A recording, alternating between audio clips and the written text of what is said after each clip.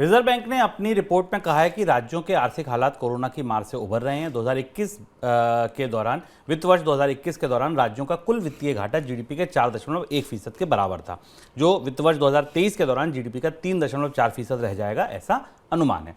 Reserve bank ने राज्यों को सलाह दी है कि वे अपने निजी निवेश को बढ़ाने के लिए माहौल तैयार करें। हालांकि रिपोर्ट में कुछ राज्यों की ओर से पुरानी पेंशन योजना जारी करने, लागू करने या उसकी घोषणा करने पर आरबीआई ने आपत्ति जताई। आरबीआई ने कहा है कि पुरानी पेंशन योजना से राष्ट्रीय स्तर पर आर्थिक तौर पर नया खतरा बढ़ जाएगा। हाल ही में हिमाचल प्रदेश ने पुरानी पेंशन योजना की घोषणा की है। हिमाचल से पहले पंजाब, राजस्थान और छत्तीसगढ़ भी अपने यहाँ पुरानी पेंशन बहाली की घोषणा कर चुके हैं। सर, आरबीआई की रिपोर्ट में राज्यों के कर्ज को लेकर क्या कहा गया है?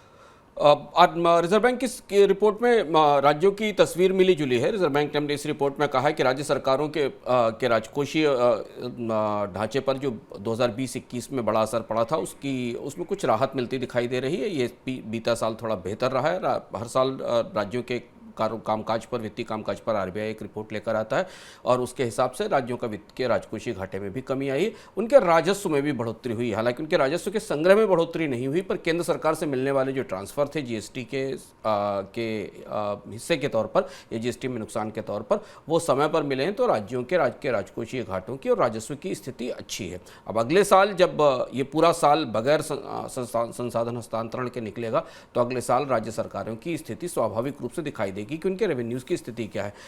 राज्य सरकारों के बकाया कर्जों की स्थिति में खासतौर पर आरबीआई का कहना है कि राज्य सरकारों का जो डेट का कंपोजिशन है, उनके जो कर्ज का ढांचा है, उसमें मार्केट बोरोइंग्स का हिस्सा सबसे बड़ा है। मैं अगर आंकड़े चेक करने की कोशिश करूं तो ये पता चलता है इन आंकड़ों में कि शुभम करीब 64% के आसपास राज्य सरकारों के लोन मार्केट लोन्स हो चुके हैं।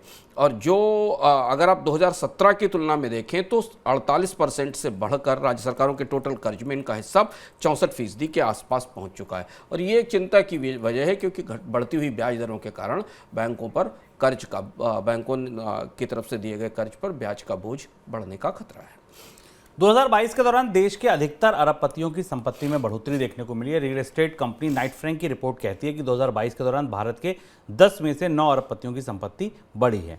कल ही हमने एक ऑक्सफैम की रिपोर्ट देखी जो इस बात को कहती है कि जो नई वेल्थ क्रिएट हुई उसमें भी जो अमीर लोग हैं उनकी हिस्सेदारी बढ़ी है, जबकि निचले स्तर पर बड़ी हिस्सेदारी नहीं गई है। सर, नाइट फ्रैंक की रिपोर्ट संपत्ति को लेकर भी क्या कोई टिप्पणी करती है? हाँ, नाइट फ्रैंक की रिपोर्ट में ये रिपोर्ट लगभग वैसी ही है जो हमने ऑक्सफैम की रिपोर्ट देखी थी, पर नाइट फ्रैंक की रिपोर्ट इस वजह से थोड़ी विशेष और ख़ास मानी जाती है क्योंकि ये भारत के सुपर रिचेस की, जो सुपर रिचेस हैं या जिनको अगर आप कैपिटलिज्म की भाषा में कहें तो प्लूटोक्रेट्स हैं, उनकी कमाई को और उनके खर्च के पैटर्न को करीब से आती है। और यहाँ आपको एक चीज़ जानकर आश्चर्य होगा शुभम कि भारत में सुपर रिचेस की आय बढ़ने की है, भारत के जो सबसे अमीर लोग थे उनकी आय बढ़ने की रफ्तार पूरी दुनिया से ज़्यादा रही है। यानी भारत में पिछले 2 साल में अमीर लोग पूरी दुनिया के अपने ही समकक्ष लोगों की तुलना में ज़्यादा तेज़ी से अमीर हुए।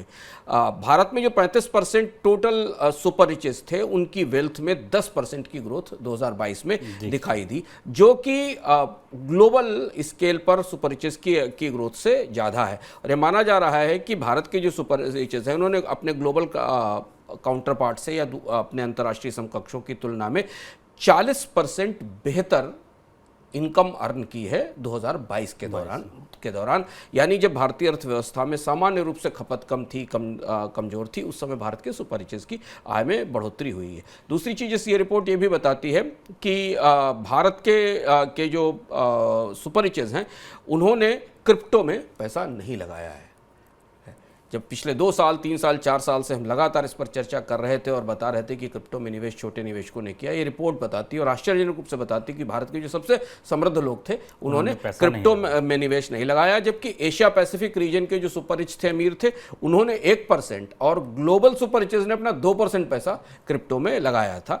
भारत के 4% ही सुपर रिचेस ने, केवल ये भी ध्यान रखना, ये महत्वपूर्ण जानकारी है, भारत के केवल 4% सुपर रिचेस ने पैशन इन्वेस्टमेंट जैसे आर्ट, लग्जरी सामान, इनमें निवेश किया है। ज़्यादातर उनके निवेश पारंपरिक तौर पर जो निवेश के मौके हैं, चाहे वो इक्विटी हो, बॉन्ड्स हो या रियल एस्टेट हो, वहीं पर केंद्रित है।